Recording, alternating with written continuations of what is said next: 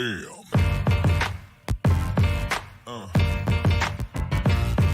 Yeah.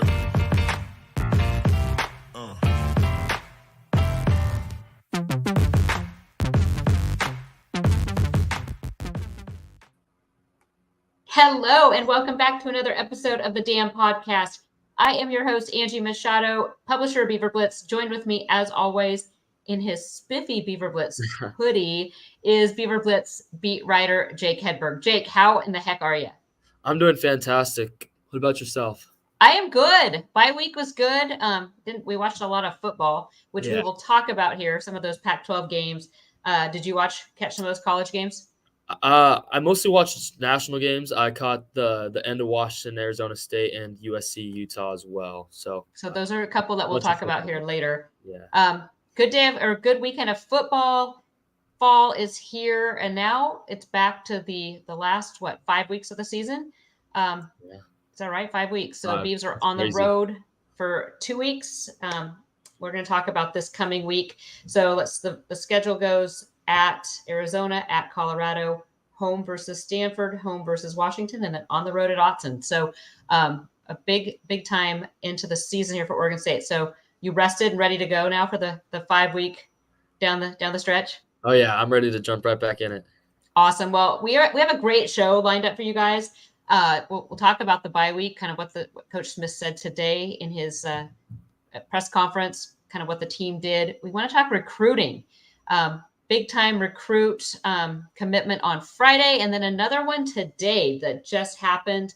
We're going to talk about the Pac-12 season so far, what happened this past weekend. We're going to talk Arizona and preview Arizona and the Wildcats, and then we're going to open up the mailbag. If you're watching live, though, make sure to pop in any questions or comments in the live chat. We'll try to get to those as we can, and then we'll be taking our mailbag questions from Beaver Blitz. But let's talk a little bit about the bye week because, people ask about, what happens during bye week. Coach Smith said they actually only went, 2 days last week practice? Yeah, relatively light week for them. Light week. Coaches did spend a lot of time looking at film from the first 7 games. I know one of the big things they're trying to work on is the rush defense. So that is going to be something I think you see. But they also hit the practice field yesterday, Sunday practice. Yeah. So that's a new kind of. They don't typically practice on a Sunday. And then the coaches were on the road recruiting all weekend. So being able to go check out prospects live. So that's kind of in a nutshell what happened. Let's talk a little bit about injuries because that has been something I think that a lot of people have asked about. And it's also something that's of importance to a bye week is getting guys healthy, letting them rest up. A couple key guys that have been out or looked injured at that last UCLA game. Do we have any update? Let's just start with Jake Levengood. Yeah, Jonathan sounded very confident about Jake, and he said he's expected to go. I feel like even without Jake, the Oregon State offensive line has a lot of depth. Obviously, having Jake back is huge. I would expect Jake to go. How about Tanner Miller? Tanner Miller. I was looking at the snap counts, and Tanner Miller has the most snaps of anybody on the offense right now. Really? Wow. So playing center and guards for Oregon State. So that's huge to have some. And he's a second team midseason All-American too now. He is. So crazy, huge, great story. Do we have an update then on Ryan Cooper, who I know looked pretty beat up there toward the end of the UCLA game? Yeah, this one sounds a little more questionable. The injury, Coach Smith didn't disclose exactly what it was, but I would be less certain about Cooper at this point, which would be a tough loss. Oregon State's beaten up at the corner position. Tyrese Ivey's unavailable right now, and we aren't sure whether he'll be back this year. Jamad McCoy, Noble Thomas, those guys are going to have to step up and play a lot of football this Saturday if Cooper cannot go. Yeah, and then Tyrese Ivey, any update on him? He did not play this past week. Yeah, Tyrese is dealing with a longer-term injury. I'm not expecting him back this season. There is potential, but at this point, not expecting him back. Okay, so that secondary has taken some hits. However, as you mentioned, a couple of those younger guys have really, really stepped up. Yeah, Jamad McCoy is a guy who started the game now as a true freshman, 18, 19 years old. A guy that's really stepped up and I think has really changed this Oregon State secondary. At least they've played much better since he's gotten in the starting five. Is Noble Thomas, redshirt freshman from Florida. He's had 3 passes broken up in his 3 starts. He's really helped shut down guys from his slot spot. It's really exciting to see younger guys step up because these are guys that are going to have to be big-time contributors and starters in 2024. Yeah, and watching the film or watching the game again against UCLA, another guy that really popped, I thought, was Jack Conne, who is back from injury, but he had a monster hit that saved a touchdown there in the 4th quarter. Yeah, and Conne is another younger guy. He's a sophomore. Josiah Johnson's another sophomore who's played a lot of football this year, and both of those guys are walk-ons, or at least came to Oregon State as walk-ons. And seeing the development of those guys that maybe weren't as talented coming in, but they had the potential for, Coach Blue and Coach Perk to bring that out. It tells a lot from the Oregon State coaching staff. Absolutely. That secondary, though, like you said, it's been a little beat up. Mm-hmm. Jaden Robinson, though, huge game against UCLA. Do you see, who do you see then playing the opposite side of him? Jermod, do you think he gets the start on Saturday? If Cooper is unavailable, my guess would be Jermod at corner and Noble at nickelback. There is a possibility they slide Noble out to corner and they bump Josiah Johnson back into nickel if he's healthy. He missed last weekend's game or 2 weekends ago. They've got options. There's guys you may see more of Alton Julian. I know something Jonathan said today during his presser is he's trying to ramp him back up. We saw him some more in dime packages, the 6 defensive backs last weekend. So really, they've got guys. It's just about getting them on the field consistently. Yeah. Any other injuries that I'm missing from 2 weeks ago? Haven't seen John Miller in a few weeks. Haven't heard anything about him. Johnson, haven't heard anything about him. And the only offensive guy I think really is Levengood, right? Off the top of my head, yeah. As far as like major contributor starters. Okay. So, rested. How much you played football, you played basketball, baseball, you've played all the sports. How big is a 2-week layoff just in helping your body? I mean, we never really got that in high school, at least playing here in Oregon, but I could imagine that it would be a very nice break, and especially with guys dealing with injuries, Jake, Cooper, Tyrese, all those guys. It gives them time to recuperate and also help them academically too, which I feel like is a less talked about good thing about a bye week is, they're able to spend some more time in a classroom and really get ahead of their studies to focus more on football as it gets really to crunch time. Yeah, that's a great point because you're kind of hitting into kind of midterm session here. Next week and next week. Yeah, the next couple of weeks. So unfortunately, gives them a little chance to like you said, catch up a little bit. Mm-hmm. Kind of maybe, like you said, get ahead. So bye weeks are always a good thing. I know fans maybe hate bye weeks because if nothing else, it lets you have time to like work in the yard or do things you don't want to do. But for the players and the coaches, it's a good time. And again, for the coaches, I think it's the most important thing is that they get to sit down and really digest trends that they're seeing in this first 7 games and figure out ways of fixing some of the things that might have become glaring. Tackling, maybe missed tackles for Oregon State and that run defense.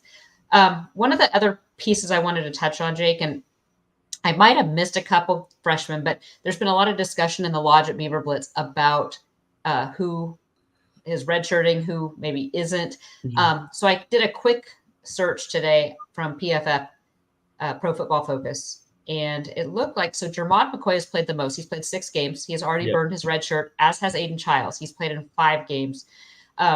Remember, they can play in up to 4 games and keep their red shirt available. Zachary Card has played 3, Thomas Collins in 2, and Harlem Howard isn't played in 1 game. So those guys could still play in a few more and keep that shirt. But Aiden Childs and Jermod McCoy are the 2 true freshmen who have already burned their red shirt.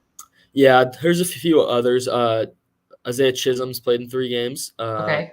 Thomas Collins has played in 2. I think Card's played in 4 per the official for The official count? Okay. Oregon State. So Card 4, Isaiah Chisholm 3, so he's got one more. Thomas Collins has played in 2 games.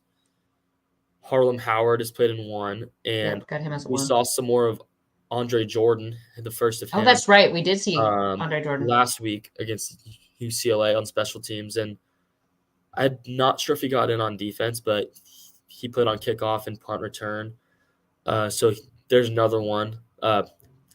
All the secondary scholarship freshmen, at least, have now played in the game, which is interesting because normally you don't see a lot of freshmen play in the secondary. But Oregon State's had all 3 of them play now, which is good in a way because it's getting them live action and getting them. And then David Wells has played in 1 game, the receiver. Yes, he has. Let's see. Pro Football Focus is letting me down a little bit here. But that's why I have Jake here. That's why Jake makes the big bucks. Right, Jake? Oh, yeah. Jonathan today said that we would most likely see Aiden Childs continue. Mm-hmm. Kind of that third series kind of area. He also talked about how much he enjoys or how good it is for Aiden to be getting coached up by DJ. Yeah. I feel like that's an aspect a lot of people overlook is, DJ is shown to have a really high football IQ.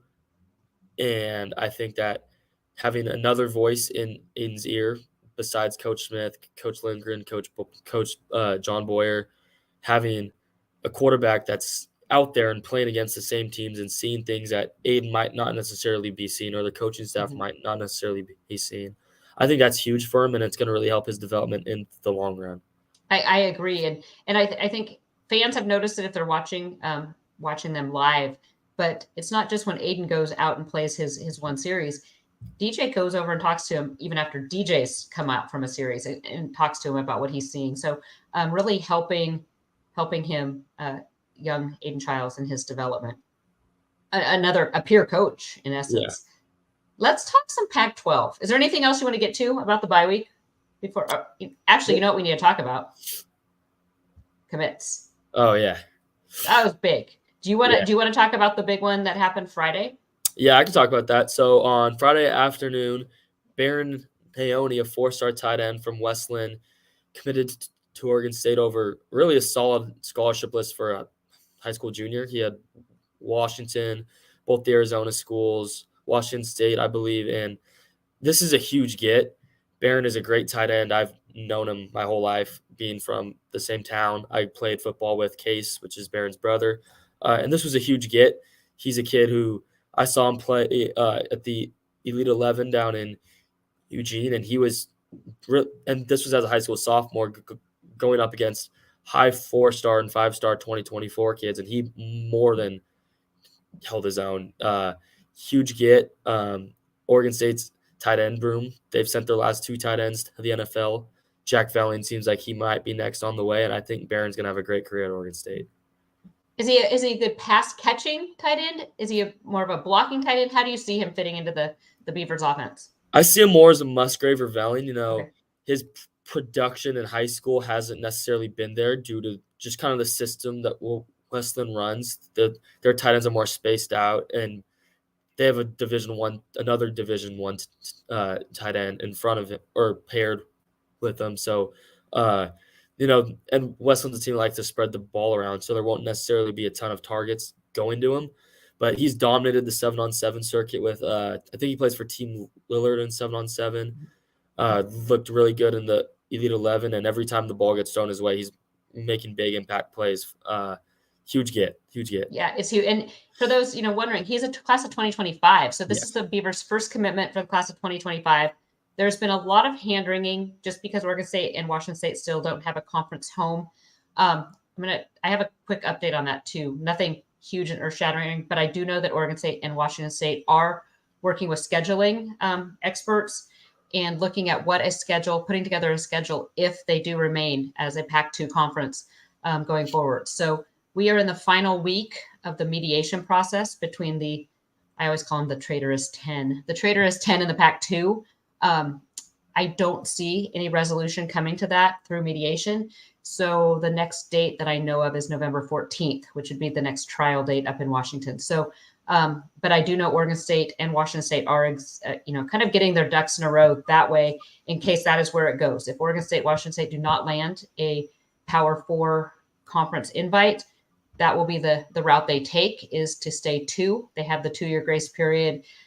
Probably look at melding all the other teams, the Olympic sports, into another, some other conferences, kind of like Notre Dame does with their independent football play in the ACC for their other sports. So kind of a partnership scheduling for other Olympic sports. But as of now, Oregon State is investigating and creating a schedule should that come to play. And obviously it's not scaring off recruits. So especially someone of Baron's caliber, 4-star, number 1 ranked recruit in the state of Oregon for the class of 2025. This is a big one, guys. This was one.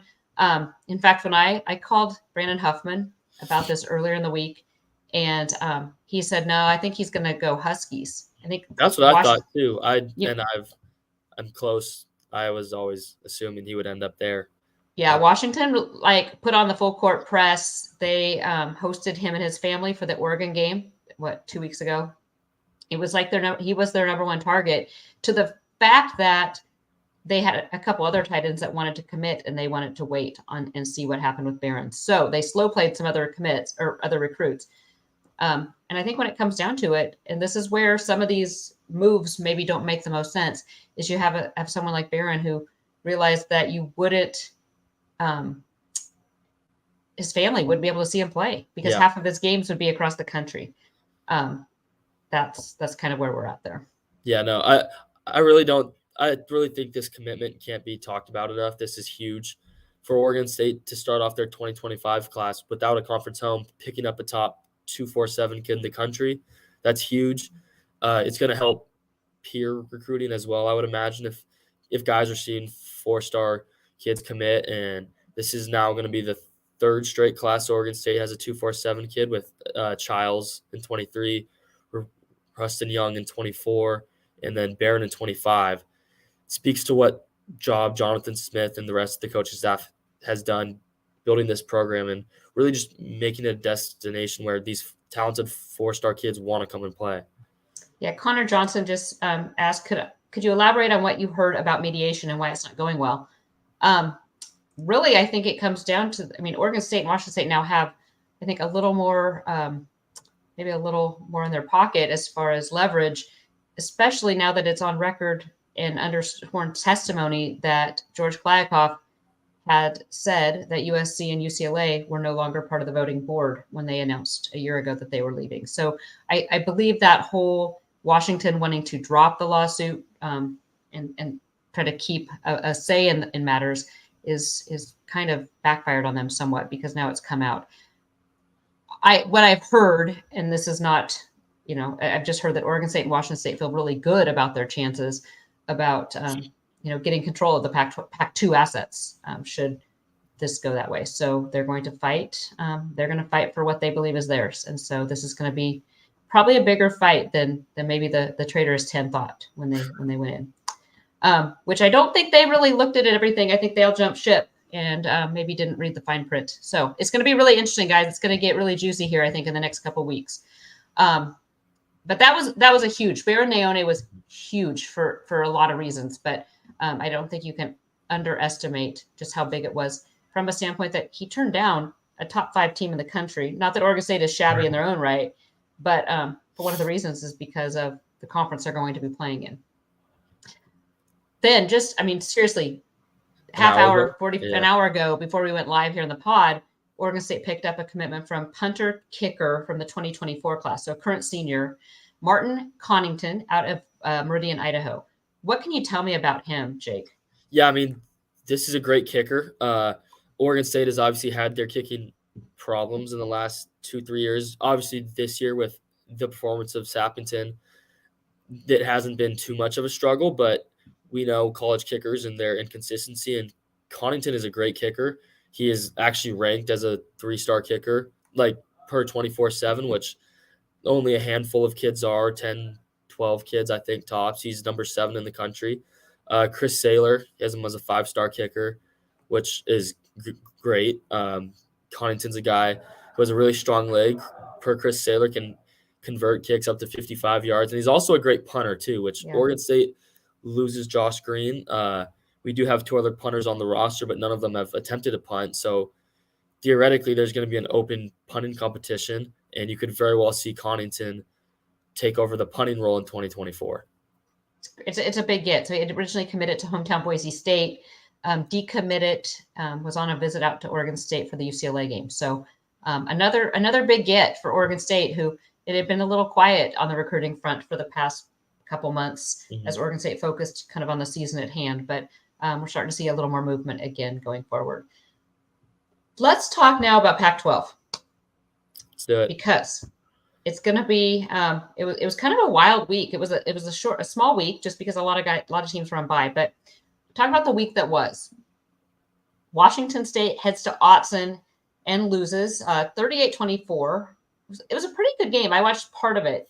It was a good first half. It was a good first half. Out of it, yeah. It's still Washington State is not the same Washington State that Oregon State played up in the Palouse that day. Not at all. I was talking to a few of my buddies about that on Saturday, and we're thinking, man, if Cam Ward plays like he has any other game, Oregon State wins that game. They win it by 20. Yeah.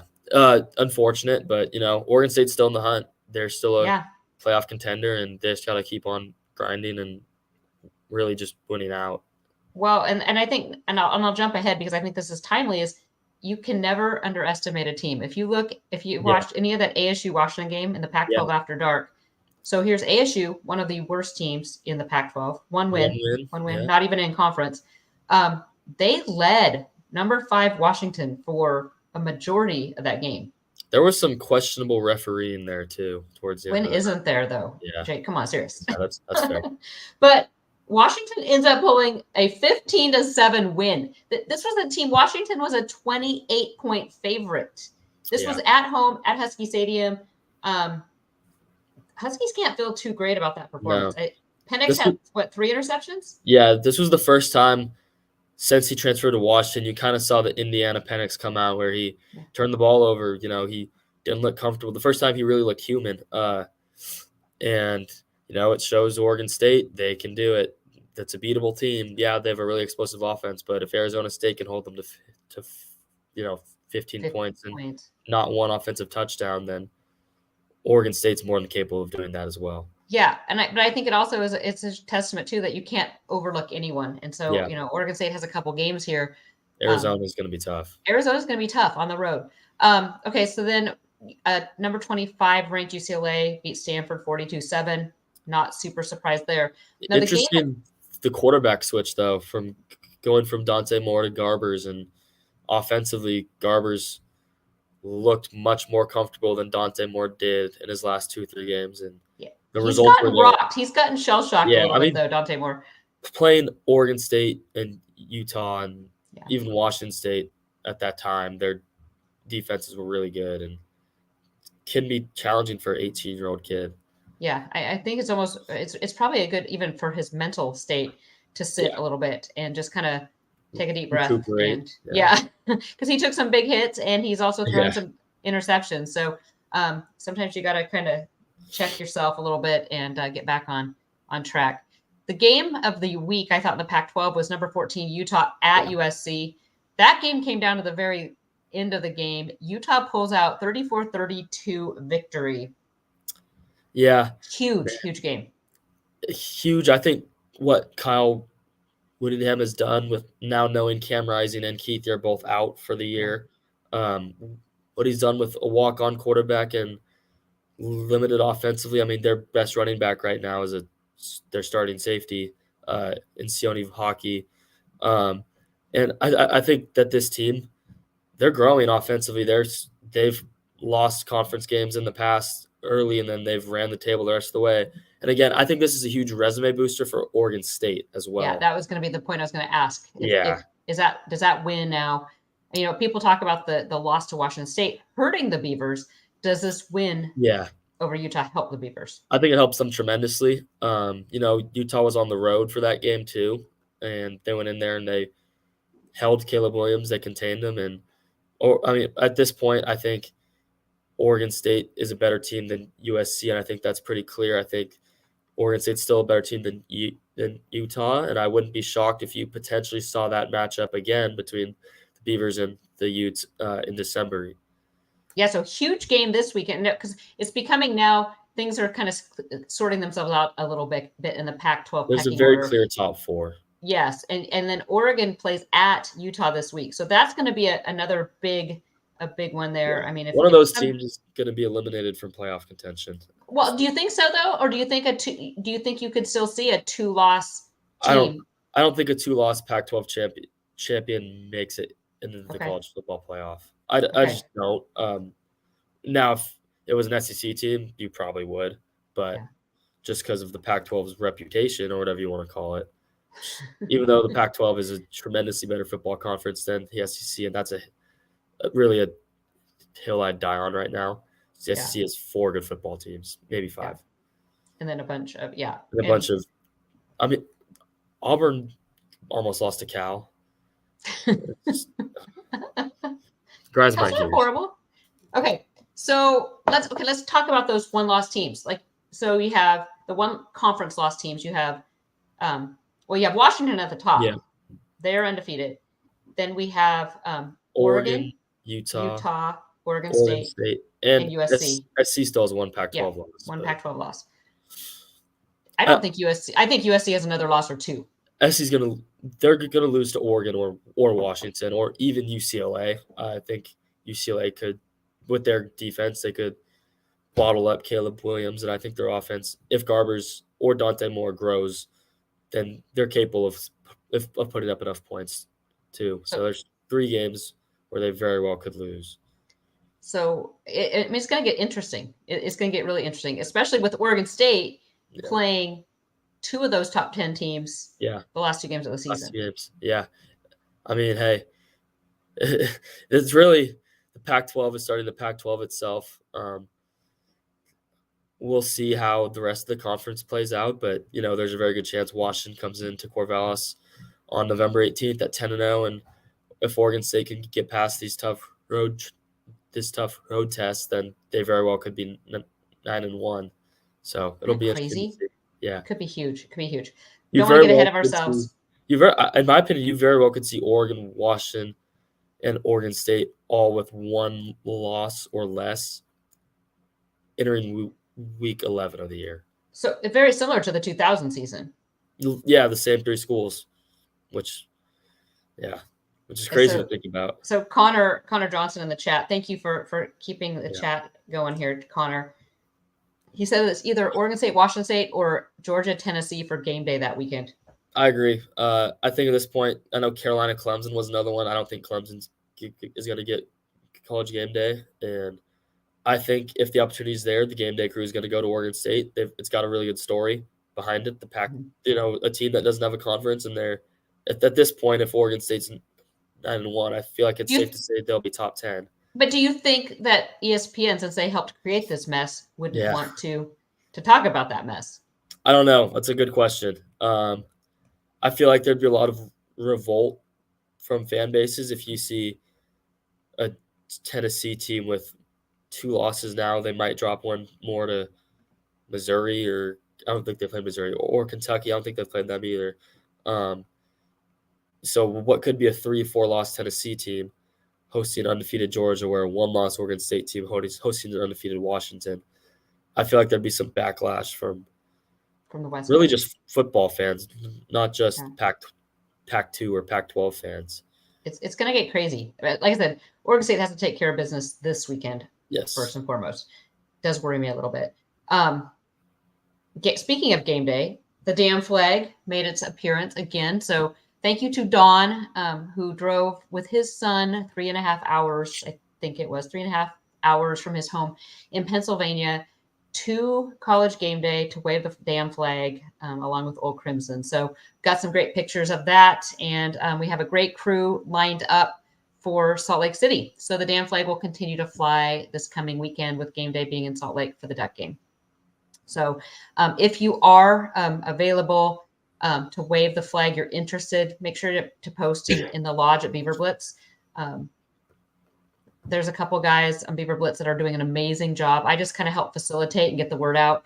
but a couple of our members are just stepping up. Got some good ideas too, because at some level we have to figure out how this continues on in the funding, because it's not cheap to overnight or 2-day air flags and poles across the country.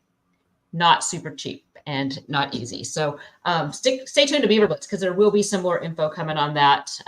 But yeah, Connor said, I love the picture of Don and his kid. His son had the biggest smile on his face. Talk about bucket list moment. It was fun to see. I would love to experience college game day. Still have yet to in my life. So it will be interesting. If college game day comes to Corvallis, we might have so many damn flags flying. Which should be the case. So much fun. It would be fun. Okay, we're going to take a quick break for the podcast side, but we'll be back in just a moment. If you're not a member of beaverblitz.com, it's a great chance to join. Huge, month and a half coming up with, actually 2 months coming up when you look at signing day coming up in December, bowl game coming up. This is definitely the time to be in the lodge at Beaver Blitz. Start of college basketball as well. Got that. That's right. Week. Was there availability today? Yeah, I was at so I had class till 11:20, so I couldn't do any of the interviews, but I watched about half an hour of practice, and that was fun to watch. I think it's going to be an improved team in 2023 and 2024. Okay. Well, we'll be adding more basketball coverage to not only Beaver Blitz, but to the damn podcast as the season kind of progresses. But we're going to take a quick break. Again, though, just another reason to get into the lodge at Beaver Blitz, because Jake writes his thoughts in there. We give inside behind the scenes information, and that's kind of where we discuss what's going on with the Pac-2 and the Traitorous 10 as well. So make sure to get your subscription to Beaver Blitz right now. I believe you can still get your first month for $1. So it's a nice time to join as well. We'll be back in just a minute with the second half of the damn podcast.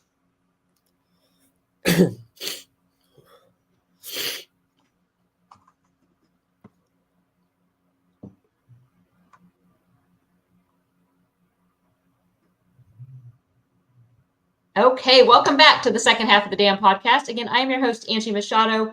Joined with me is Jake Hedberg, BeaverBlitz.com beat writer. We just got done talking about all kinds of fun stuff. We talked about commitments. We've talked about Oregon State. We've talked about college game day and the damn flag. But now let's talk. I want to break into what this week looks like in the Pac-12, because there's some good games as well. Start with the big one. Number 8, Oregon at number 13, Utah. The odds makers have Oregon as a 7-point favorite. What are your thoughts on that one, Jake? This is going to be a good game. It's at 12:30, right? Yeah, I believe so. Perfect. 12:30. Yeah, I think it's going to be a great game.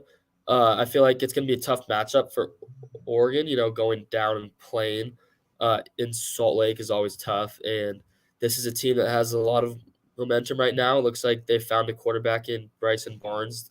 They put up more than 30 points in 2 straight games, and it's going to be the toughest defense Oregon's faced to this point as well, which I feel like is an overlooked aspect of Oregon's offensive success, is they haven't really faced a super tough defense yet, and that's going to change. I think Utah is going to squeak this one out. I think if it's an Autzen, Oregon wins by 10 points, but due to the home field advantage that Utah possesses, I think they win another close game. Yeah, I mean, that's just it. The must is not going to be easy on the Ducks. I'm really excited to sit down and watch this game. It's going to be a great game, and another one of the great ones that the Pac-12 has had so far. Yeah, so many good games. And you talk about the Pac-12 kind of cannibalizing itself, but there's so many good teams. Yeah. I mean, it's hard. I mean, when 8 teams have been ranked in the top 25. Yeah. Pac-12, 9.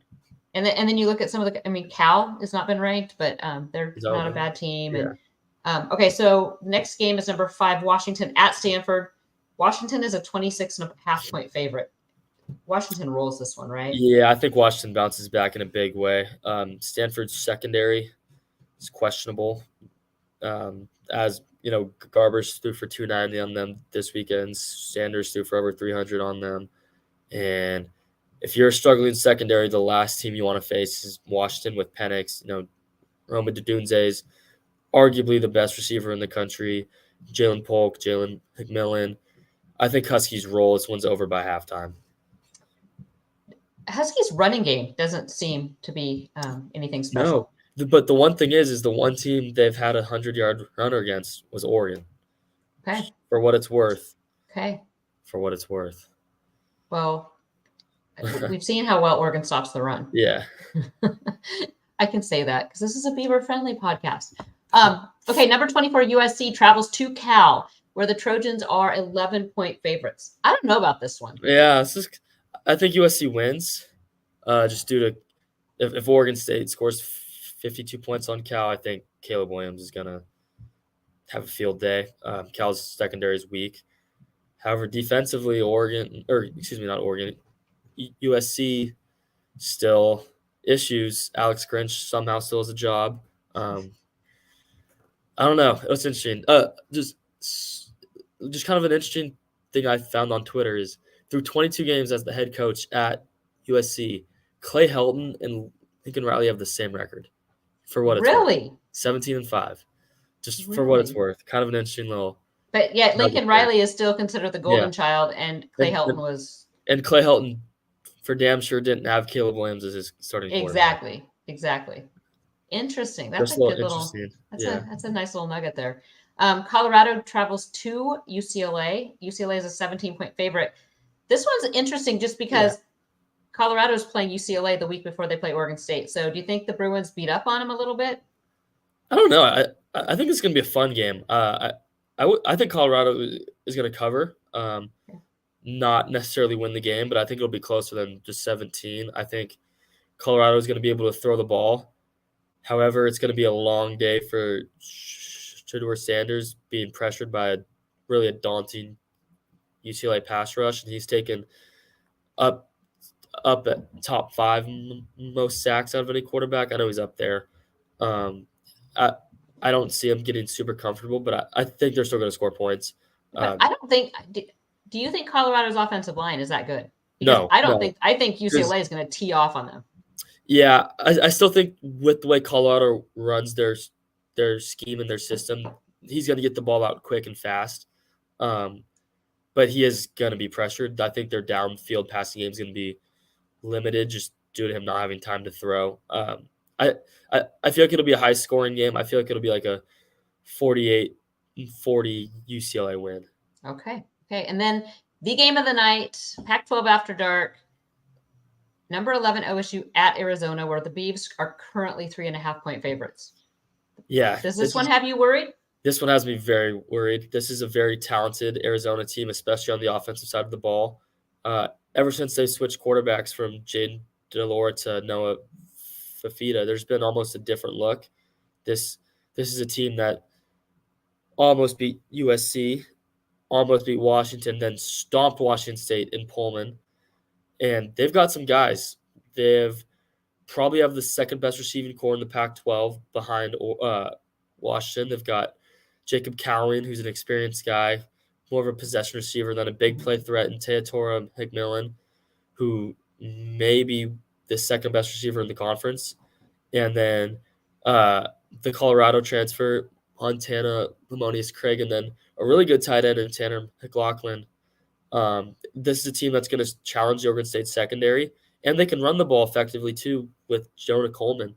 So it's going to be a team that pushes Oregon State. Defensively, they have a strong run defense. It's going to be the 4th straight game now where Oregon State has faced a defense that gives up less than 100 yards per game on the ground. But the one issue where I think Oregon State is going to take advantage of is they have a younger secondary, not as experienced. I think with DJ and really the talent between Silas Bolton, Anthony Gould, and Jack Velling, this is a big-time advantage that Oregon State is going to need to take advantage of. So what, you've kind of given us the, the players to watch, but what are the keys to this game if Oregon State's going to have success? Is it going to be downfield passing? I think offensively it's going to be moving the ball down the field. That's going to be a huge advantage and a matchup that Oregon State can exploit. It just will they. DJ's been hot.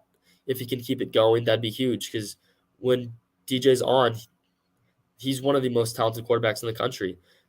And for them to be facing a weaker secondary, it can really open up I think it'll help open up the run game too if the Oregon State if the Oregon State pass game is as successful as it can be. So that's offensively the biggest key to watch. And then defensively, it's going to be the Oregon State's secondary, especially if Ryan Cooper can't play. Because if he's not, you're going to have Dermott or Noble guarding Teatora or Jacob Cowan. And those are two really good receivers.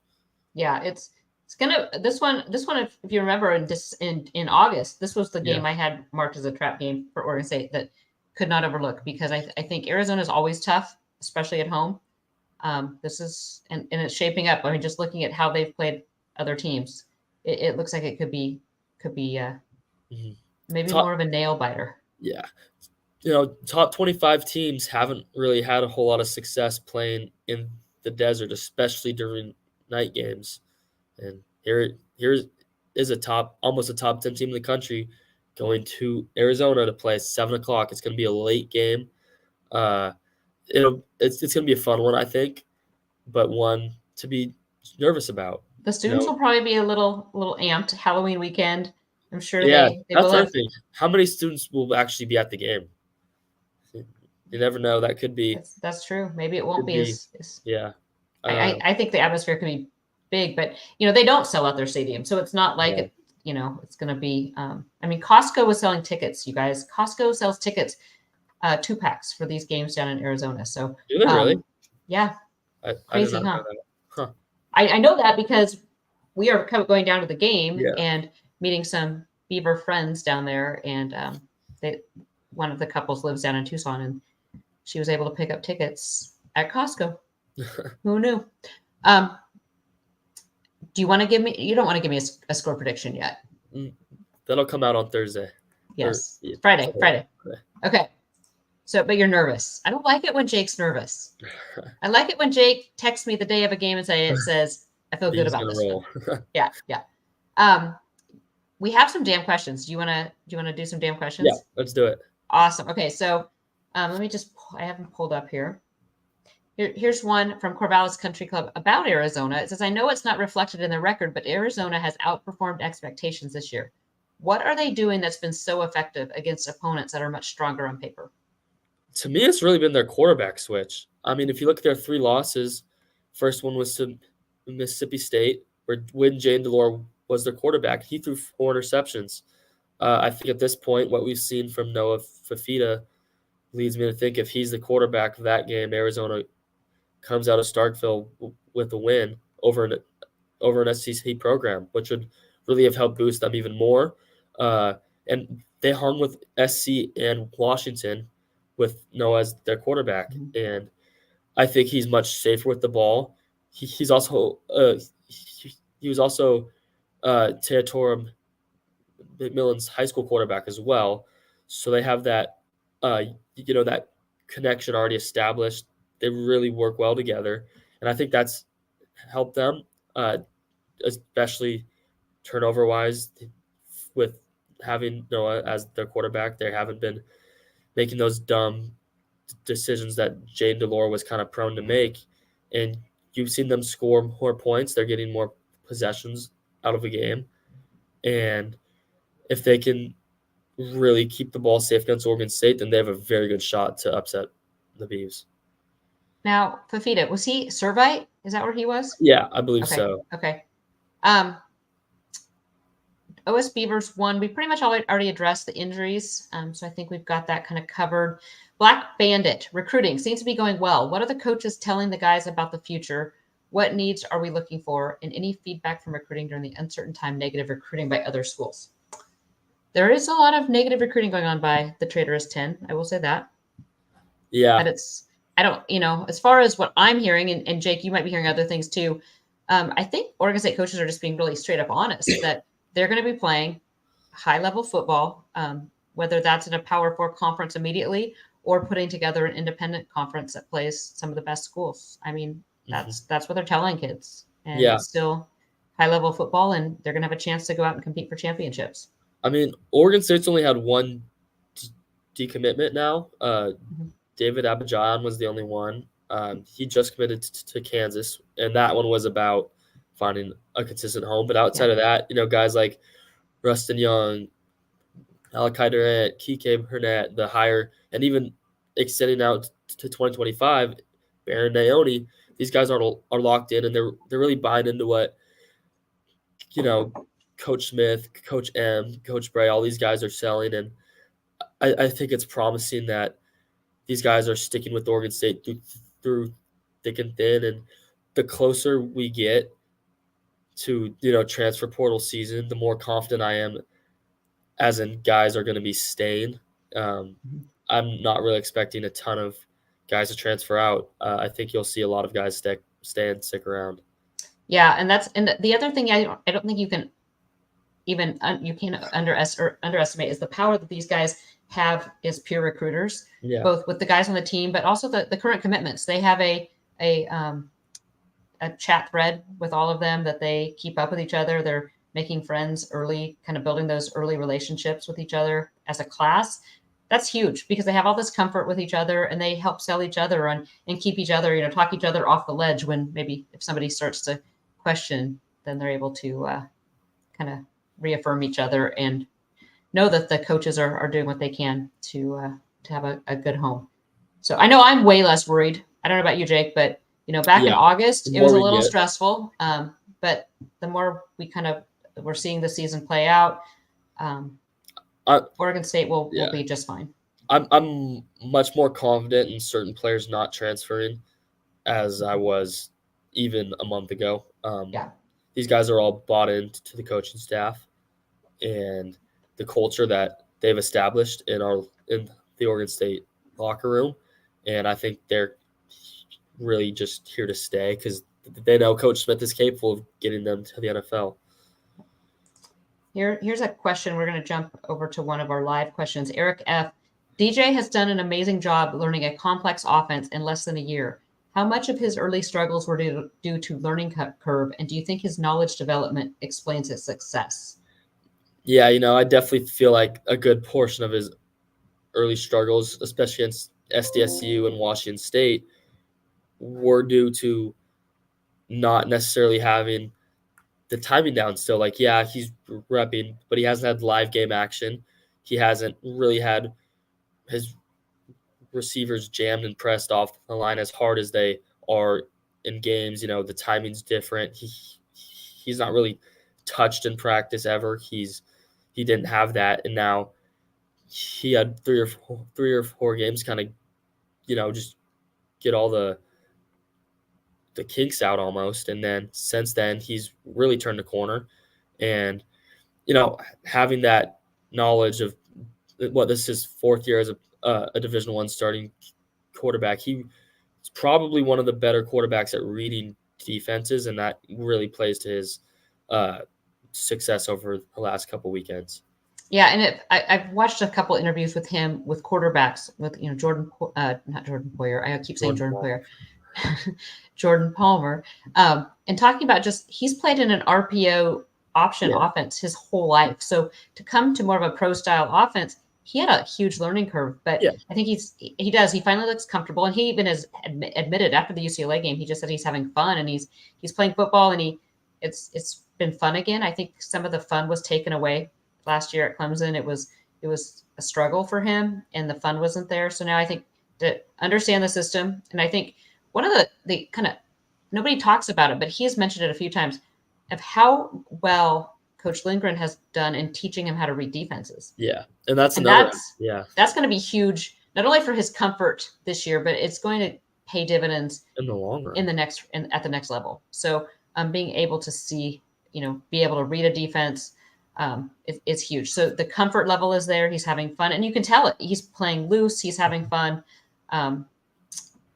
Connor Johnson said that when I see Childs BSing with Howard on the sideline having a good time, I can't help but be hopeful for a future. Those guys are seriously fun to watch. I mean, that whole class really, but big time personalities with Aiden Childs and Kelsey Howard. Going back to DJ just for a quick second. At this point in the 2023 season, both teams have played 7 games now. Clemson's lost 3. Oregon State's lost 1. There's no question whose roster is more talented. Clemson has a much more talented roster, I think at this point it's clear that DJ was not the problem. It was a coaching issue. Whether it was Dabo Sweeney, the offensive coordinator, the players around DJ, for him to take a less talented team and play against tougher teams this year, and they're 6-1, top 10. Clemson's not ranked with 3 losses. Yeah, I mean it's all working out for DJ. So Yeah. It's fun to see because Jake, you and I've talked about just how fun he is to interview. He just seems so appreciative of everything he has. So he's very down humble, to earth and humble. Yeah. Except for his giant necklace. That's a bling. And I mean, he's a guy that's gotten a ton of criticism too over he has. the 2021 and 22 season that maybe should have been gone to Dabo Sweeney instead of. I don't know. Just I'm very glad and happy that he's kind of out of that criticism on a national level, and he's now having the success on a national level. Yeah, absolutely. Okay. Ivor Soth says, how over under on the number of blown calls on Saturday night? Okay. Over. Whatever it is. Whatever the number, Jake's going over. Pac-12 refs will always Pac-12. 5 blown calls. You're going with the over? I'm taking the over. The Pac-12 refs will Pac-12 ref. I think it'll go both ways, I would imagine. Bad calls for both teams? Yeah. Okay. 5. I'm gonna post that in the lodge. We'll do an over and under of 5. Beaver Kings or the Beef Kings. When will mortgage rates go down? I don't know, but I hope soon. Me too. Yeah. Beavs Fanatic. What is crucial for the Beavers to do in order to win the next 2 conference road games and then return home to Reser? Defensively, I think the defense is their key. I don't think they're going to have a ton of struggles scoring, especially against Colorado. Their defense is weak. Now, their secondary's had issues. The rush defense has had issues. These 2 teams are going to throw the ball a lot. They have really good skill players, and they're going to test Oregon State. It's going to be tough. Defensively, tackling is going to be huge if they can wrap up and not let guys get extra yardage and pick up a first down, get themselves off the field and allow the offense to get out there and go back to work. They're not easy, these next 2 games. So no, not at all. Yeah, at Arizona, at Colorado. And that Colorado game I see was picked up for 7:00. ESPN. Something else interesting. I saw this on Twitter. Oregon's had 4 games on Pac-12 Network now. Oregon State's only at 2. So okay, for what it's worth. Okay, it's kind of nice not being on Pac-12 Net all the time. So yeah, no, it's super nice. Rio Alci says, any news regarding next year's schedule for the Pac-2? Nothing yet. I do expect we see something probably late November, early December is my best guess. Anything else, Jake, that you want to add before the big Arizona road trip? Nothing much, no. Well, as I said earlier, make sure you are a member of beaverblitz.com. Jake has all kinds of great content coming out this week with analysis pieces looking at both teams. We'll have mid-season reviews are still rolling out, and Professor Jake is giving his grades out. Kind of fun to be on that side of it, isn't it? Oh, it's much more fun. And then, Eric and I will be live down in Tucson this weekend, bringing you all the latest from the road. And then we'll be back next Monday, 3:30 for another episode of the Damn Podcast. So make sure you get your questions in. And yes, we'll be back next week for another episode of the Damn Podcast.